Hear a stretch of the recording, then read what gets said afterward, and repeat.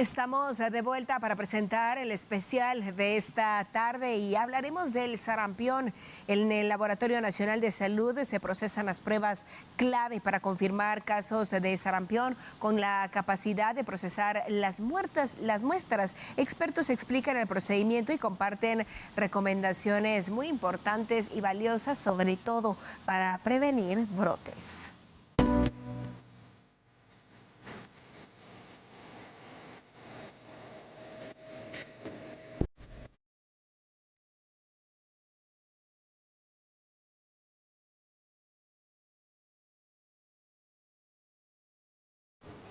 Nos encontramos en el Laboratorio Nacional y aquí es en donde justamente se hacen los procedimientos para la detección de los casos de sarampión. Sin embargo, en este caso me encuentro con la licenciada Andrea, licenciada, mucho gusto, quien nos dará justamente los detalles de cómo realizan la detección de los casos debido a este brote de sarampión. Acompañamos. Ok, adelante.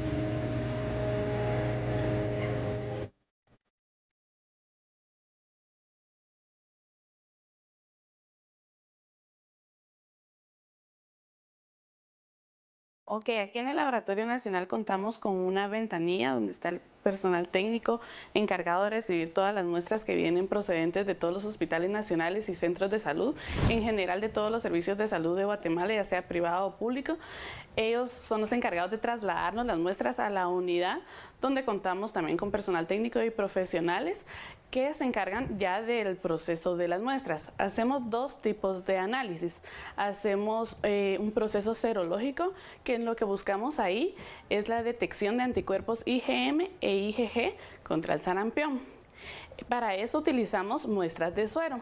También el otro procedimiento que hacemos es un RT-PCR en tiempo real, donde buscamos directamente el virus, si hay virus o no está el virus, la ausencia o presencia del sarampión, y para eso utilizamos muestras ya sea de hisopado nasofaringeo u orina. Lo ideal es que siempre traigan los tres tipos de muestras: suero, hisopado nasofaringeo y orina. En este cuarto realizamos los análisis serológicos, es donde se hacen las ELISAs, donde se detectan los anticuerpos IgM e IgG contra el sarampión.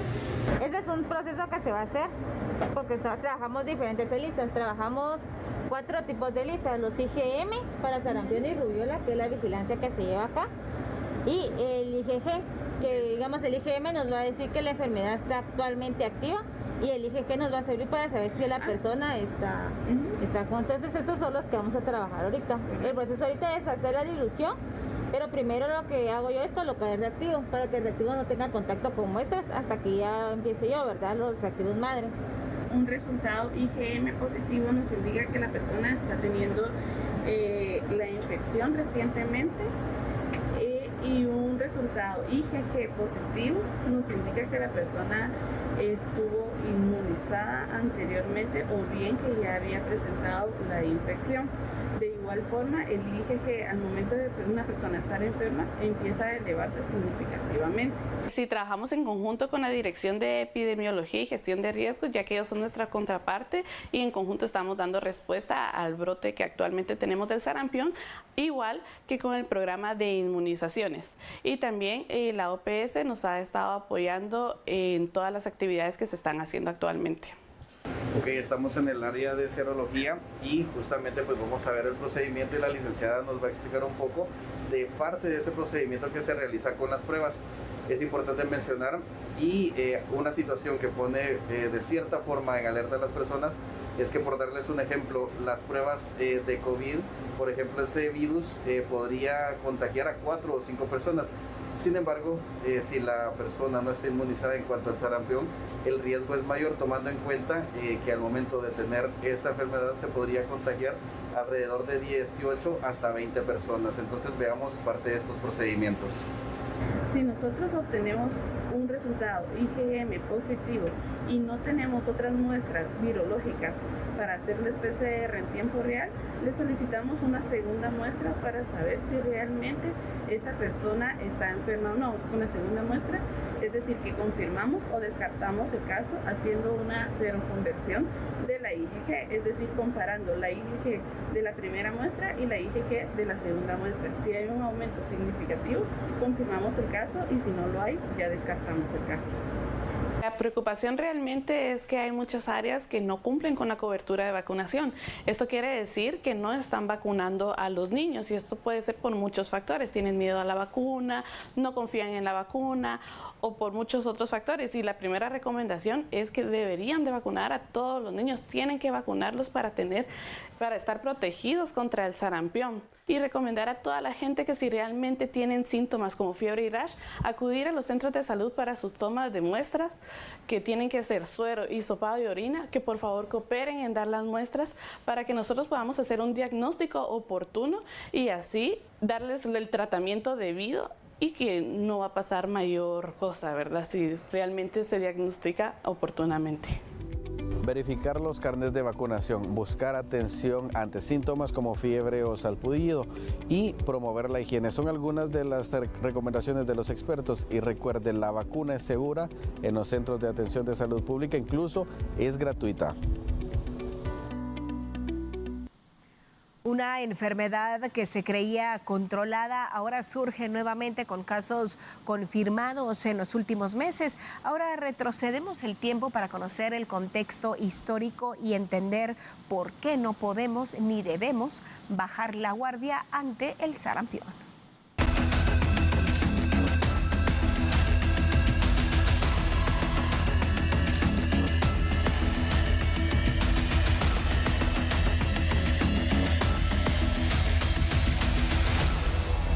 En Guatemala el sarampión fue una enfermedad que se controló durante bastantes años. Sin embargo, en los últimos meses surgieron algunos casos que ya han sido confirmados.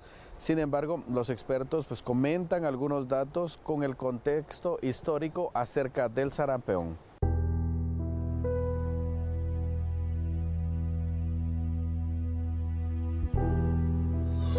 Sí, el sarampión, nosotros en el Hospital Roosevelt tenemos una memoria histórica que tuvimos un brote en 1990 y 1991.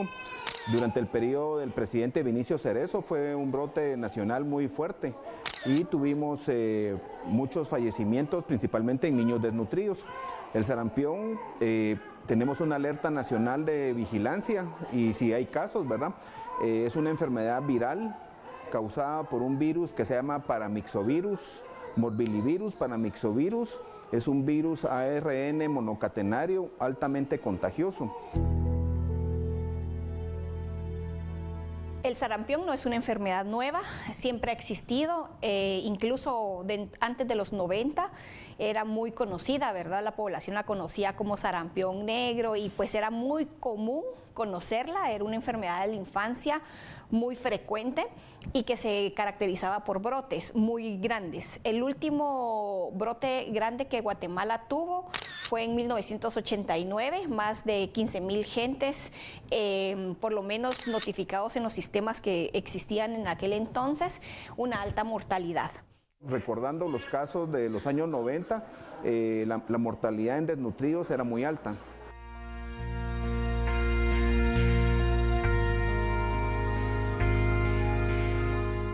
En ese proceso, no solo Guatemala, sino que los más de 35 países que conformaban la región de las Américas siguen el mismo proceso y reciben una certificación de eliminación de la región de las Américas en el año 2016. Eso quería decir que en ninguno de estos países había sarampión. Sin embargo, el resto del mundo seguía teniendo sarampión. En el 2018, Guatemala, en ese contexto de certificado ya, tiene un primer caso importado de una jovencita de 17 años que tiene un intercambio al país de Alemania.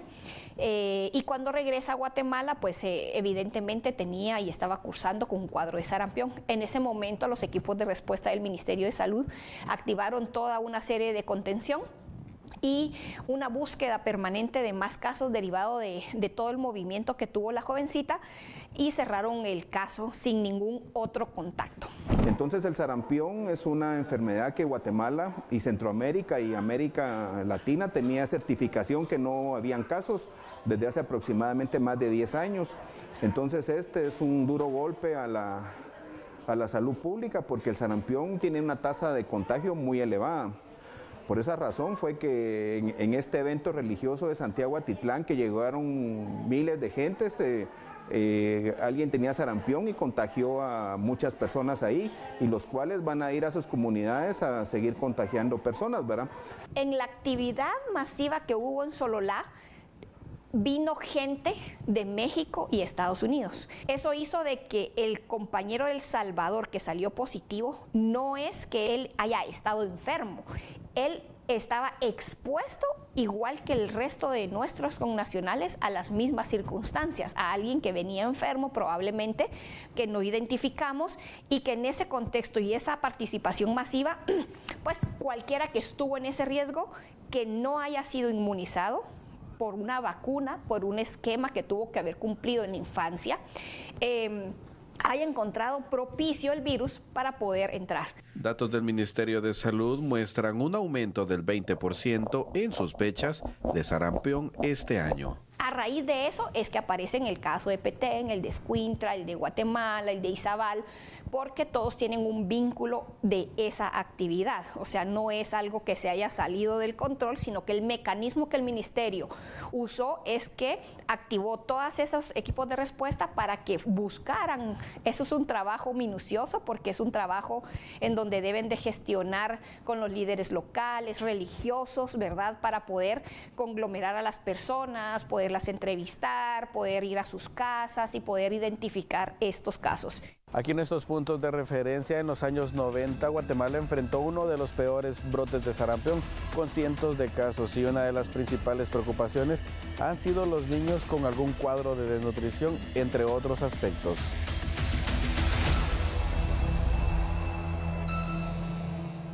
Los niños menores de 5 años, especialmente aquellos sin esquema de vacunas completo o con desnutrición, son los más expuestos al sarampión en Guatemala. Expertos destacan cómo estos factores agravan la enfermedad, tomando en cuenta que un niño expuesto tiene un 90% de exposición a ser contagiado.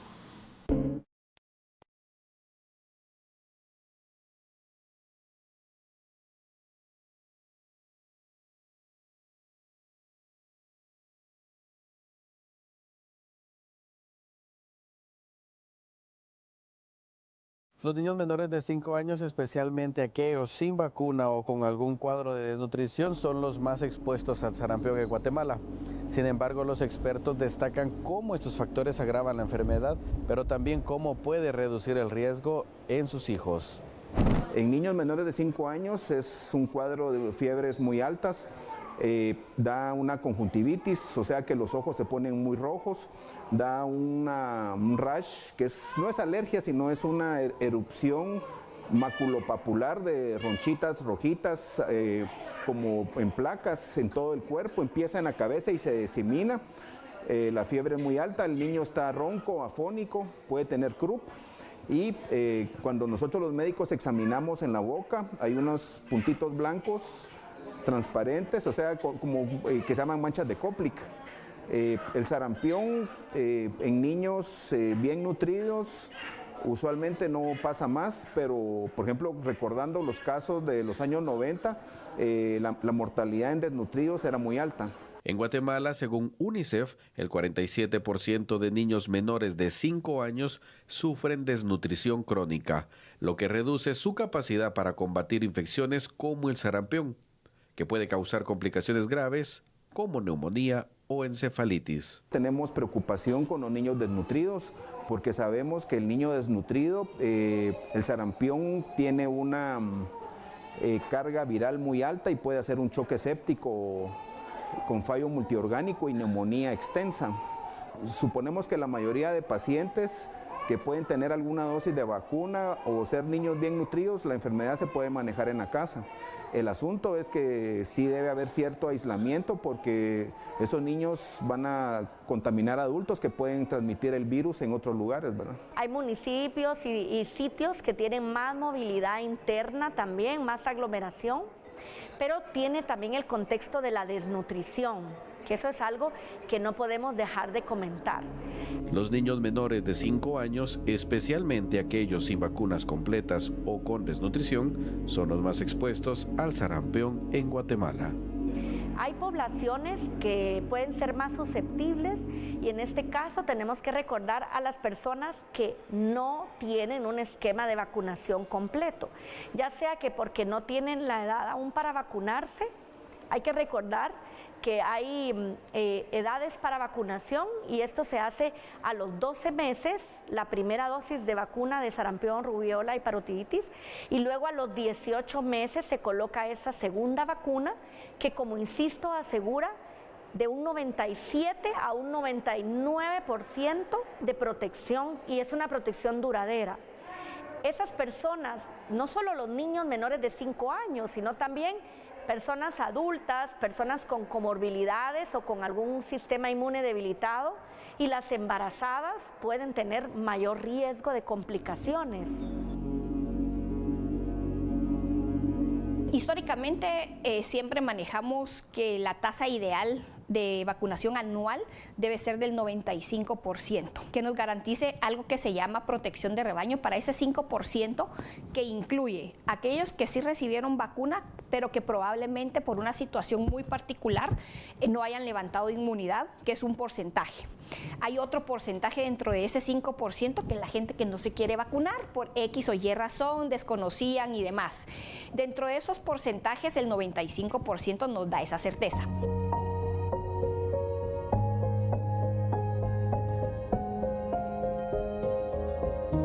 Hay que decir que Guatemala en general tiene por debajo de esos 95% de coberturas.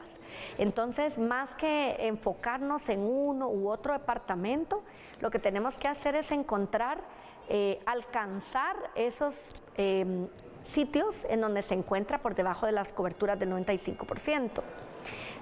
No solo necesitamos vacunar en momento de brote como se está haciendo en bloques, sino que asegurar que haya el esquema completo de vacunación, y ese esquema completo se hace a través de 2 vacunas.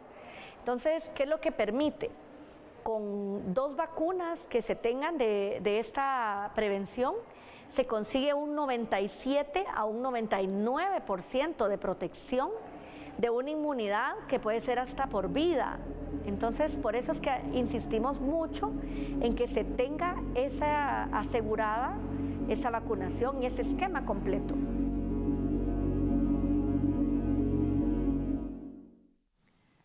Niños en la mira del sarampión, es importante que como padres de familia verifiquemos los esquemas de vacunación, que estén completos, y de no estarlos, poder visitar el centro de salud más cercano, al médico de confianza, para poder cumplir con los mismos y con ello darles a ellos la cobertura de un 97-99%, como recién lo explicaron los expertos. Cuidarnos y prevenir es responsabilidad de todos.